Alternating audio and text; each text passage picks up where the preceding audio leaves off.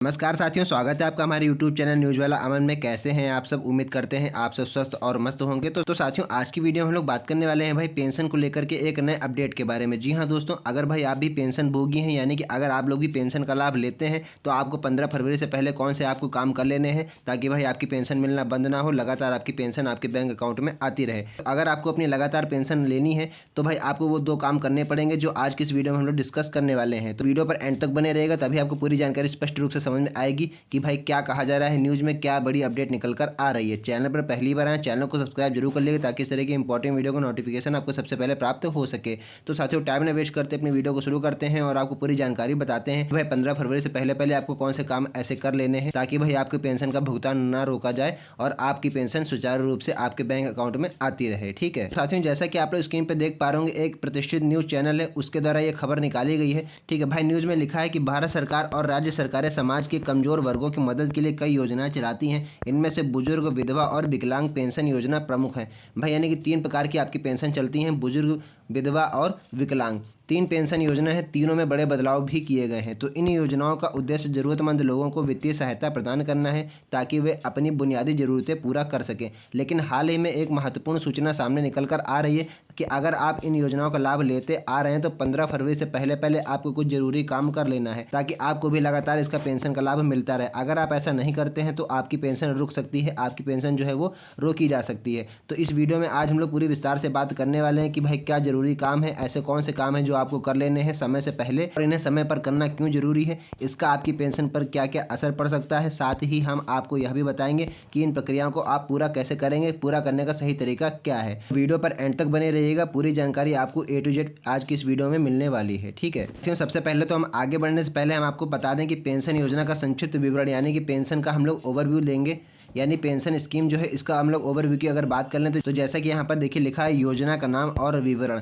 भाई नीचे दी गई तालिका में बुजुर्ग, विधवा और विकलांग पेंशन योजना का एक संक्षिप्त विवरण दिया है। तो ठीक है, तो इस पूरे चार्ट के माध्यम से हम लोग समझेंगे कि भाई पूरी क्या योजना है और क्या नए अपडेट निकल कर इसमें आ रहे हैं। जैसा कि स्क्रीन पर आप लोग देख पा रहे हैं, चार्ट आपके सामने एक बना हुआ है। चार्ट में लिखा है योजना का उद्देश्य। योजना का मुख्य रूप से उद्देश्य क्या है भाई? आर्थिक रूप से कमजोर वर्गों की मदद करना इसका मुख्य उद्देश्य रखा गया है। लाभार्थी भाई कौन कौन इसमें रहने वाला है? तो बुजुर्ग, विधवा और विकलांग, यानी 3 प्रकार की इसमें पेंशन जारी की जाती है। बुजुर्ग पेंशन योजना, विधवा पेंशन योजना और विकलांग पेंशन योजना। यानी बुजुर्ग को हम लोग वृद्धावस्था पेंशन भी कहते हैं। ठीक है, तो वृद्धावस्था, विधवा और विकलांग 3 प्रकार की पेंशन इसमें जारी की जाती है। आवश्यक दस्तावेज इसमें साथियों चाहिए होते हैं केवल आधार कार्ड, बैंक खाता विवरण और प्रमाण पत्र। प्रमाण पत्र भाई इसलिए चाहिए होता है कि अगर आप विकलांग यानी कि दिव्यांग है तो उसका भाई आपका दिव्यांगता प्रमाण पत्र बनता है, तो वाला प्रमाण पत्र भी इसमें चाहिए होता है। और विधवाओं के लिए भाई पति का मृत्यु प्रमाण पत्र भी चाहिए होता है। सब आपके डॉक्यूमेंट चाहिए होते हैं। अब हम आपको बता दें इसकी आवेदन प्रक्रिया कैसी है। ठीक है, तो आगे देख लेते हैं। आगे न्यूज़ में लिखा हुआ है आवेदन प्रक्रिया। साथियों, इसकी आवेदन प्रक्रिया है ऑनलाइन और ऑफलाइन, यानी दोनों माध्यम से आप इसका आवेदन कर सकते हैं।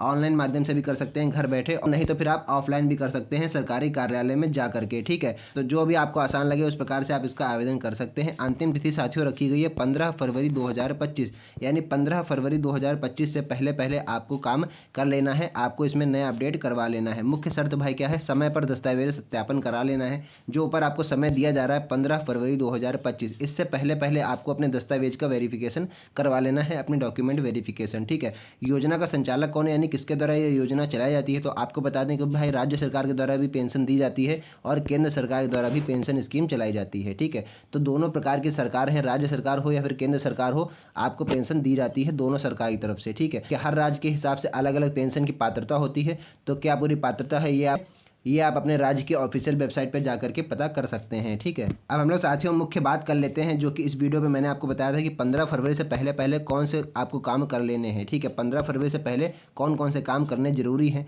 तो अगर आप बुजुर्ग पेंशन यानी कि वृद्धावस्था पेंशन, विधवा पेंशन या फिर विकलांग पेंशन का लाभ ले रहे हैं तो आपको निम्नलिखित काम 15 फरवरी से पहले कर लेने हैं।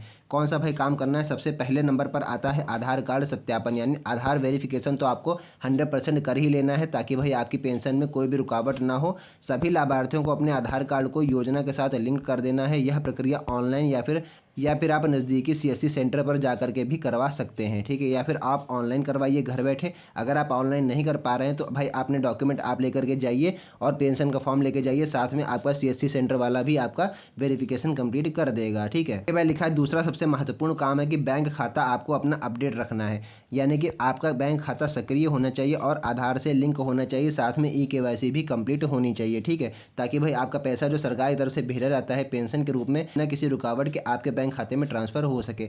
सुनिश्चित आपको कर लेना है कि बैंक खाते में सही नाम और विवरण आपका दर्ज होना चाहिए। जीवन प्रमाण पत्र जमा कर देना है, यानी लाइफ सर्टिफिकेट सबमिशन। हर लाभार्थी को यह प्रमाण पत्र देना होता है कि वह जीवित है, ठीक है। आपको हर साल देना होता है कि आप जीवित हैं, इसके लिए आपको सर्टिफिकेट देना होता है, ठीक है। यह एक ऐसा प्रमाण पत्र होता है जिससे भाई सरकार को पता चलता है कि भाई जिसको लाभ देना है वह अभी जीवित है, वह पात्र है। यह प्रमाण पत्र डिजिटली या मैन्युअली भी जमा किया जा सकता है। आप डिजिटली बना के जमा कर सकते हैं या फिर आप मैन्युअली भी जा करके जमा कर सकते हैं इसको, ठीक है। आगे है चौथा पॉइंट है भाई दस्तावेजों का पुनः सत्यापन, यानी डॉक्यूमेंट रीवेरिफिकेशन जिसको हम लोग कहते हैं। एक बार तो वेरिफिकेशन हो जाता है, यानी कि जिस प्रकार से हम लोग रिन्यूअल करते हैं उसी प्रकार से आपको रीवेरिफिकेशन भी करना है, यानी सभी आवश्यक दस्तावेज जैसे आय प्रमाण पत्र, निवास प्रमाण पत्र आदि को फिर से आपको सत्यापित करना रहता है, यानी कि इससे पहले जो मैंने डॉक्यूमेंट दिए थे वह सही हैं और फिर से मुझे इसको वेरीफाई करना है। मोबाइल नंबर भाई क्या है, मोबाइल नंबर क्या है भाई, मोबाइल नंबर आपको अपना अपडेट रखना है। आपका मोबाइल नंबर सही और चालू होना चाहिए ताकि OTP और अन्य सूचनाएं आपको समय पर मिल सके, यानी कि जो भी जैसे आपके बैंक अकाउंट में अगर पैसा आ रहा है तो उसका नोटिफिकेशन आपके फ़ोन पर आ सके कि भाई आपका पैसा पेंशन का आ चुका है, ठीक है। तो इसलिए भाई आपको अपना मोबाइल नंबर अपडेट रखना है, ठीक। साथियों बता दें कि आधार कार्ड सत्यापन क्यों जरूरी है। जो आधार वेरिफिकेशन आपका करवाया जा रहा है वह, ठीक है, वह क्यों जरूरी है। तो आधार कार्ड को योजना के साथ लिंक करना इसलिए जरूरी है क्योंकि इससे सरकार यह सुनिश्चित करती है कि लाभ सही व्यक्ति तक पहुंच रहा है, ठीक है। इसके बिना आपकी पेंशन रुक सकती है। अगर भाई आप लोग अपना आधार कार्ड वेरिफिकेशन कंप्लीट नहीं कराएंगे तो आपकी पेंशन रोकी जा सकती है टेम्परेरी रूप से, यानी कि जब आप लोग अपना वेरिफिकेशन कंप्लीट कराएंगे तभी आपकी पेंशन दी जाएगी, वरना अस्थायी रूप से आपकी पेंशन रोकी जा सकती है सरकार की तरफ से, ठीक है। भाई क्यों जरूरी होता है, क्योंकि भाई बहुत से लोग अपना फर्जी फॉर्म भर देते हैं पेंशन का और फर्जीवाड़ा करके पेंशन को प्राप्त करते हैं सरकार की तरफ से। तो इसीलिए भाई इन सब चीज़ों को रोकने के लिए सरकार ने भाई आधार कार्ड सत्यापन जरूरी कर दिया है। अब आपको बता दें आधार सत्यापन के फ़ायदे क्या क्या हैं। फर्जी लाभार्थियों की पहचान खत्म हो जाएगी, कोई भी फर्जीवाड़ा इसमें नहीं हो पाएगा, सीधे बैंक खाते में आपका पैसा ट्रांसफ़र होगा और प्रक्रिया जो है वो पारदर्शी बनेगी, यानी जो पेंशन की प्रक्रिया है वो और अधिक पारदर्शी बनेगी। जो व्यक्ति जरूरतमंद है केवल उसी को पेंशन दिया जाएगा, ठीक है। इसके साथ ही अब हम आपको बता दें कि जीवन प्रमाण पत्र जिसको आप लोग लाइफ सर्टिफिकेट कहते हैं, आप लोग कैसे जमा कर सकते हैं। तो इसके दो तरीके हैं साथियों, डिजिटल माध्यम से भी जमा कर सकते हैं और मैनुअल माध्यम से भी आप लोग इसको जमा कर सकते हैं। जीवन प्रमाण पत्र जमा करना एक महत्वपूर्ण प्रक्रिया है। इसमें जमा करने के दो तरीके होते हैं। डिजिटल माध्यम में आप उमंग ऐप को डाउनलोड कर सकते हैं, उमंग ऐप या फिर जीवन प्रमाण पोर्टल का उपयोग आप लोग कर सकते हैं। जीवन प्रमाण पोर्टल पे आप जाएंगे, वहाँ पर आप जाके जमा कर सकते हैं, फिर आप उमंग ऐप में लॉगिन करके वहाँ पर आप डिजिटल रूप से अपना जीवन प्रमाण पत्र बनवा सकते हैं। दूसरा है भाई बायोमेट्रिक डिवाइस की मदद से भी आप प्रमाण पत्र को डाउनलोड कर सकते हैं। जो बायोमेट्रिक डिवाइस होती है उसके माध्यम से भी आप अपना प्रमाण पत्र डाउनलोड कर सकते हैं। दूसरा है भाई मैनुअल माध्यम। मैनुअल माध्यम का मतलब क्या है, नज़दीकी बैंक शाखा या फिर सरकारी कार्यालय में आपको अपना जा करके फॉर्म जमा कर देना है, आपको अपने पूरे दस्तावेज जमा कर देने हैं, तो आपका खुद से लाइफ सर्टिफिकेट बना करके जमा कर लेंगे, ठीक है। तो यह तो पूरी बात हो गई लाइफ सर्टिफिकेट को आप कैसे जमा कर सकते हैं, दो तरीके मैंने आपको बता दिए। अब हम आपको बता दें कि जो आपके दस्तावेज होते हैं उनका पुनः सत्यापन क्यों जरूरी है, क्यों करवाया जाता है आपके डॉक्यूमेंट का रीवेरिफिकेशन, ठीक है। आप लोग देख सकते हैं लिखा है दस्तावेजों का पुनः सत्यापन क्यों जरूरी है। तो सरकार समय समय पर यह सुनिश्चित करती है कि योजना का लाभ सही व्यक्ति को मिल रहा हो, इसलिए भाई दस्तावेजों का पुनः सत्यापन अनिवार्य होता है। यानी कि बार बार आपका KYC कंप्लीट करवाया जाता है, हर आपका जो है सत्यापन दोबारा से करवाया जाता है, ताकि भाई सरकार को यह पता चल सके कि जिसको हम पेंशन दे रहे हैं वह अभी जीवित है और योजना का जो लाभ है वह सही व्यक्ति को मिल रहा है, ठीक है। तो हम आपको बता दें अगर आपको भाई पेंशन योजना का फॉर्म भरना है तो उसके लिए आपको आवश्यक दस्तावेज कौन कौन से चाहिए अगर आप लोग फॉर्म भरना चाहते हैं।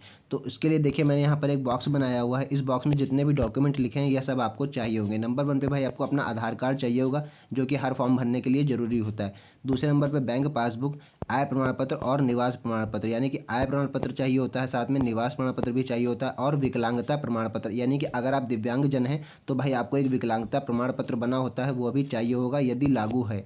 यानी कि यदि आप पर लागू हो रहा है तो भाई आपका विकलांगता प्रमाण पत्र भी चाहिए होगा। तो यह सब आपको डॉक्यूमेंट चाहिए होंगे। इन सबको आप कहीं पर एक जगह नोट करके रख लीजिए, क्योंकि जब आप फॉर्म भरने जाएंगे तो यही सारे डॉक्यूमेंट आपको चाहिए होंगे। ठीक है, अब आगे हम आपको बता दें कि मोबाइल नंबर आपको अपना कैसे अपडेट करना है, कैसे आप लोग अपना मोबाइल नंबर अपडेट कर सकते हैं। तो मोबाइल नंबर अपडेट करने के लिए आपको निम्नलिखित कदम उठाने हैं। सबसे पहले आपको नज़दीकी CSC सेंटर पर जाना है, अपना आधार कार्ड और मोबाइल नंबर साथ में लेकर जाइएगा, इस बात का आपको ध्यान रखना है।